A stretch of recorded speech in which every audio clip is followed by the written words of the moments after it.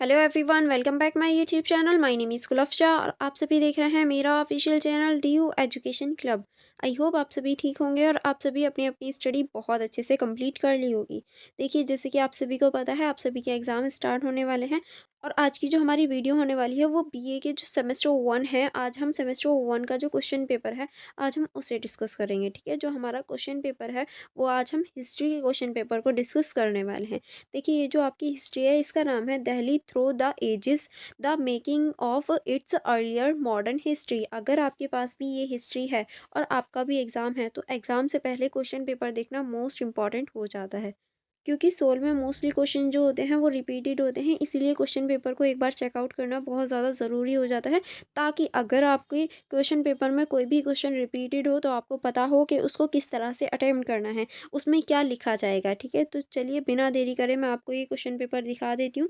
जैसे कि आप देख सकते हैं, ये जो क्वेश्चन पेपर है ये पूरा ही आपका 90 मार्क्स का है और इसको अटेम्प्ट करने के लिए आपको 3 घंटे दिए जाएंगे। ठीक है, और जैसे कि आप देख सकते हैं यहाँ थोड़े से निर्देश हैं जो कि सभी छात्रों के लिए पढ़ने अनिवार्य होते हैं, जिससे उन्हें बेसिक चीज़ें पता चल जाती हैं। लेकिन बहुत सारे बच्चे क्या करते हैं, इस चीज़ को छोड़ देते हैं, पढ़ते ही नहीं है। बट ये सिली मिस्टेक होती है, ये ज़रूर पढ़नी चाहिए, जिससे आपको पता चल जाता है कि आपको कितने क्वेश्चन अटैम्प्ट करने हैं। जैसे कि आप देख सकते हैं यहाँ पर आपको 4 क्वेश्चन अटैम्प्ट करने हैं, एनी 4 कर सकते हैं और सभी जो क्वेश्चन हैं यानी ऑल क्वेश्चन जो हैं उनके जो मार्क्स हैं वो इक्वल होने वाले हैं। और ये जो क्वेश्चन पेपर है इसका आंसर आप इंग्लिश या हिंदी दोनों लैंग्वेजों में से एक लैंग्वेज में दे सकते हैं, जिसमें भी आपको सुटेबल हो। यानी जिसमें भी चाहें आप उसमें ये अटेम्प्ट कर सकते हैं, हिंदी में चाहे हिंदी में, इंग्लिश में चाहे इंग्लिश में। ठीक है, और देखिए जो अभी मैंने निर्देश आपको बताए वही निर्देश यहाँ हिंदी में, कि आपको कोई 4 प्रश्न जो हैं वो अटेम्प्ट करने हैं। सभी के अंक बराबर हैं, इंग्लिश या फिर हिंदी में आप इस क्वेश्चन पेपर को अटेम्प्ट कर सकते हैं। चलिए फिर बिना देरी करे, जैसे कि आप देख सकते हैं जो हमारा फर्स्ट ही क्वेश्चन होगा यहाँ इंग्लिश में लिखा है, फिर उसके बाद में हिंदी में लिखा है। अगर कोई भी स्टूडेंट इसे इंग्लिश में अटेम्प्ट करना चाहे तो उसे इंग्लिश में अटेम्प्ट कर सकता है, अगर हिंदी में चाहे तो हिंदी में अटेम्प्ट कर सकता है। ठीक है, तो जो हमारा क्वेश्चन नंबर 1 है वो है हमारा, इंद्रप्रस्थ के इतिहास को समझने के लिए कुछ साहित्यिक और पुरातात्विक स्रोत क्या हैं। यानी आपको बताना है कि इंद्रप्रस्थ का जो इतिहास है उसको समझने के लिए साहित्य और जो पुरातात्विक स्रोत हैं वो क्या क्या हैं। वो भी किसके इतिहास के लिए, इंद्रप्रस्थ के इतिहास के लिए आपको ये बताना है कि अगर हम इंद्रप्रस्थ का जो इतिहास है उसको समझना चाहते हैं तो उसके लिए आपके लिए कौन कौन से साहित्यिक और कौन कौन से हमारे पुरातात्विक स्रोत देखने को मिलते हैं। ठीक है, ये आपको इस क्वेश्चन में बताना है। नेक्स्ट क्वेश्चन की तरफ चलेंगे। नेक्स्ट क्वेश्चन है हमारा, दिल्ली के इतिहास के अध्ययन में अशोक के शिलालेखों के ऐतिहासिक महत्व का मूल्यांकन कीजिए। यानी देखिए, जो दिल्ली का इतिहास है उसके अध्ययन यानी दिल्ली के इतिहास को समझने में जो अशोक के शिलालेख हैं वो कितने इम्पॉर्टेंट हैं या कितनी अच्छी तरीके से भूमिका निभाते हैं या उनकी क्या भूमिका है, ये आपको बताने हैं। तो देखिए, पहले आपको अशोक के बारे में बताना है कि अशोक कौन थे। ठीक है, फिर अशोक के जो शिलालेख हैं वो बताने हैं, फिर उसके बाद में अशोक के शिलालेखों की दिल्ली के इतिहास में क्या भूमिका है फिर आपको वो बतानी है। फिर नेक्स्ट आपको निष्कर्ष बताना है। इस तरह से ये आपको क्वेश्चन अटेम्प्ट करना होगा। ठीक है, चलिए नेक्स्ट क्वेश्चन की तरफ चलेंगे। नेक्स्ट क्वेश्चन हमारा क्वेश्चन नंबर 3 है। जैसे कि आप देख सकते हैं यहाँ हमारा क्वेश्चन नंबर 3 इंग्लिश में दे रखा है। अगर आप इसे इंग्लिश में अटेम्प्ट करेंगे तो आप इंग्लिश में देख सकते हैं। ठीक है, अब हम देखेंगे क्वेश्चन नंबर 3 को हिंदी में। निम्नलिखित में से किन्हीं दो के विशेष संदर्भ में 10वीं से 14वीं शताब्दी के बीच दिल्ली के विकास और बदलते शहरी शहरी परिदृश्य का परीक्षण कीजिए। यानी देखिए, यहाँ कुछ पॉइंट्स दे रखे हैं, उनमें से किन्हीं आपको 2 के बारे में बताना है। 2 के बारे में भी आपको टाइमलाइन को ध्यान में रखकर बताना है, यानी टाइमलाइन के अनुसार बताना है। किस तरह से, जो आपकी 10वीं और 14वीं शताब्दी है उस टाइम पे जो दिल्ली का विकास था या दिल्ली के जो बदलते शहर थे उसको ध्यान में रखकर आपको बताना है। तो पहला जो आपका टॉपिक होगा वो होगा आपका अनंगपुर किला, ये आप बता सकते हैं। कोई भी आपको 2 अटेम्प्ट करने हैं। ठीक है, नेक्स्ट आप बता सकते हैं दिल्ली ए कुना की मस्जिद ए जामी, इसके बारे में आप बता सकते हैं। नेक्स्ट है आपका सीरी, सीरी के बारे में आप बता सकते हैं। नेक्स्ट है हमारा गयासुद्दीन किलूखरी के बारे में आप बता सकते हैं इसके अंतर्गत। नेक्स्ट है हमारा, फिर उसके बाद में है तुगलकाबाद, यानी आप उसके बाद में तुगलकाबाद के बारे में बता सकते हैं या फिर फिरोज़ाबाद के बारे में बता सकते हैं।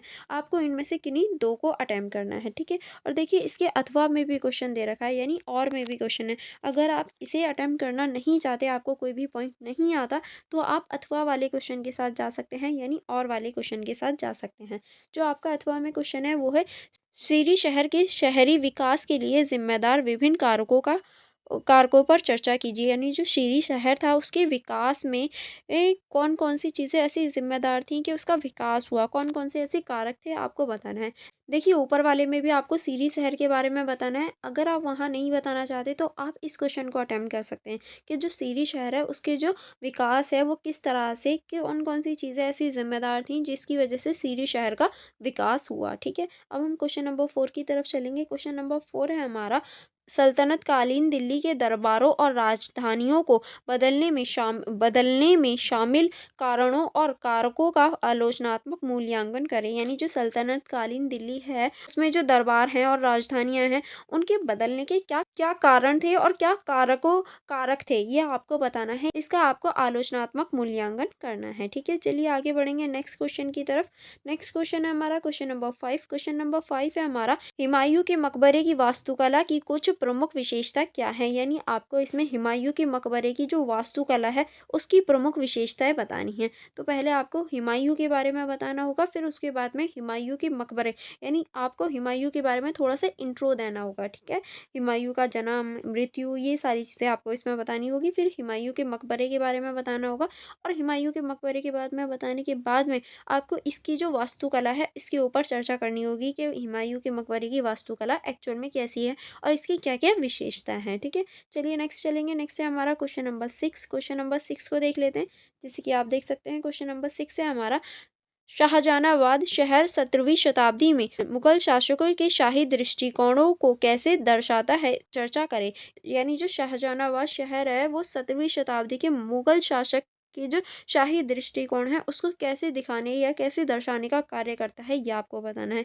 तो बेसिकली आपको इस क्वेश्चन में शाहजहानाबाद शहर की विशेषताओं के ऊपर चर्चा करनी है और किस तरह से शाहजहानाबाद शहर में हमें मुगलों की छवि देखने को मिलती है, ये आपको बताना है। ठीक है, नेक्स्ट क्वेश्चन है हमारा क्वेश्चन नंबर 7। क्वेश्चन नंबर 7 है हमारा, 18वीं सदी की दिल्ली में राजनीतिक, सामाजिक और सांस्कृतिक परिवर्तन क्या थे, उपयुक्त उदाहरण सही समझाइए। यानी 18वीं सदी में दिल्ली में जो राजनीतिक, सामाजिक और सांस्कृतिक परिवर्तन आ रहे थे वो क्या थे, ये आपको बताना है और साथ में आपको उदाहरण भी देना है। यानी एग्जाम्पल के साथ में आपको ये क्वेश्चन अटेम्प्ट करना है। ठीक है, चलिए आगे बढ़ेंगे। आगे अब हम देख सकते हैं हमारा क्वेश्चन नंबर 8 है। जैसे कि आप देख सकते हैं क्वेश्चन नंबर 8 में भी हमारे कई पॉइंट्स दे रखे हैं। यानी जो हमारा क्वेश्चन नंबर 8 है वो है, निम्नलिखित में से किन्हीं दो पर संक्षिप्त टिप्पणी कीजिए। यानी आपको देखिए यहाँ 4 पॉइंट दे रखे हैं लेकिन आपको किन्हीं दो को अटेम्प्ट करना है। तो पहला है हमारा तिलपत और पानीपत, यानी आपको तिलपत और पानीपत के बारे में बताना है। दूसरा है हमारा चारबाग, यानी आपको इसमें चारबाग के बारे में बताना है। नेक्स्ट है हमारा महरौली लौह स्तंभ, यानी जो महरौली में लौह स्तंभ है उसके बारे में बताना है। नेक्स्ट है हमारा जफर जटली, इसके बारे में आपको बताना है। ठीक है, और यहाँ हमारा पूरा ही क्वेश्चन पेपर जो डिस्कशन था वो कंप्लीट हो जाता है। अगर आपको कोई डाउट हो या कोई प्रॉब्लम हो तो आप मुझसे कमेंट बॉक्स में पूछ सकते हैं। अदरवाइज आपको कमेंट बॉक्स में मेरी इंस्टा आईडी और मेरी टेलीग्राम ग्रुप का लिंक मिल जाएगा। आप फॉर मोर इन्फॉर्मेशन मेरे टेलीग्राम ग्रुप को ज्वाइन कर सकते हैं। अगर आपको कोई प्रॉब्लम हो या कोई कन्फ्यूजन हो तो आप वहाँ पर भी मुझसे पूछ सकते हैं। एंड मेरी वीडियो को लाइक करना एंड यूट्यूब चैनल को सब्सक्राइब करके बेल आइकन को प्रेस करना मत भूलिएगा। एंड अपने फ्रेंड्स के साथ भी शेयर करिएगा ताकि वो भी इस क्वेश्चन पेपर को देख पाएँ और अपनी स्टडी अच्छे से कर पाएँ। चलिए फिर मिलेंगे नेक्स्ट वीडियो में। Thank you for watching everyone.